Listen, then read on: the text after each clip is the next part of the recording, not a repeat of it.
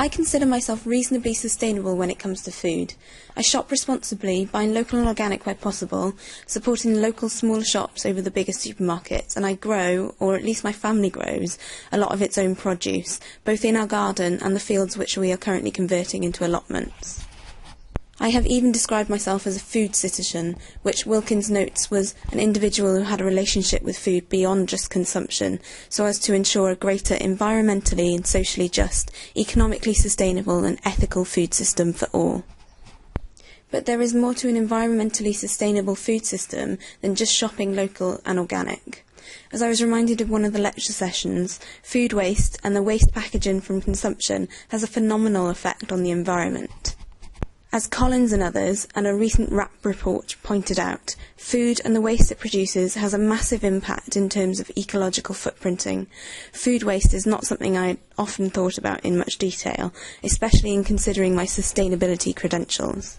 In talking to our focus group, I realised that when it came to food waste, my actions were influenced more by a dieting mentality than a sustainability one, and that actually the two were fundamentally at odds with each other.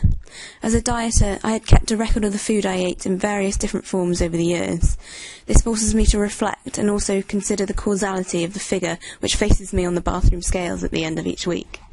I decided to conduct a sustainability assessment of my food, keeping picture records of what I ate, but more importantly what I didn't eat and the waste it generated.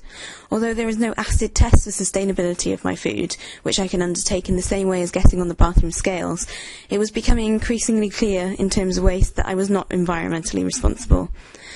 Having grown up in a house full of dieters, there was almost always a feeling of victory when I threw food away. In a way, it's symbolistic of my not eating it, and there had always been the echo of my sister declaring that if you don't need the calories, food was as much waste in your stomach as it was in the bin.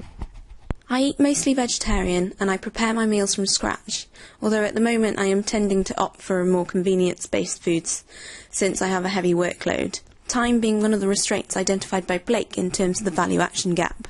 One night I even participated in a takeaway meal with my housemates, and I was astounded by the leftovers and waste, so much so that I intended to keep these pictures as a reminder for the next time I order takeaway. Yet in terms of my day-to-day consumptions, the reflections were a little less forthcoming. I began to feel quite guilty by the third day or so, especially after wasting a substantial amount of salmon, which, although I had used ethically sourced fish, I felt quite bad as this was essentially wasting part of a life, a living thing. Following this incident, I cleared out my cupboards of things which I did not want, and bought some pasta sauces and tins, etc., and took them to the food bank, a sort of offsetting, but for food waste. But obviously, my reflections need to go deeper than this. So what are the reasons that my behaviour has persisted so long? In terms of purchasing the food I do, I can feel, or at least perceive, the social benefits of my practices. I have come to build a relationship with the local retailers, much as the idea of food citizenship is based upon.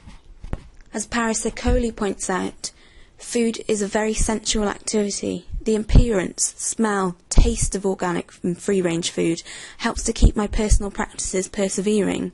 Moreover, Murdoch and Miele point out that these factors form part of what consumers view as the aesthetic quality of food, and unfortunately for me, whether this gets partially wasted does not figure in my assessments. I cannot physically feel or relate to the environmentally negative effects of food waste. They do not form part of my sensate reflections, and as such I have not really thought of them. In undertaking this exercise, I can see what Iverson refers to as compartmentalisation. I have separated certain aspects of food, and I am only acting sustainably within a few of these compartments. I have given the environmental aspects of food a hierarchy within my mind, and food waste is right at the bottom.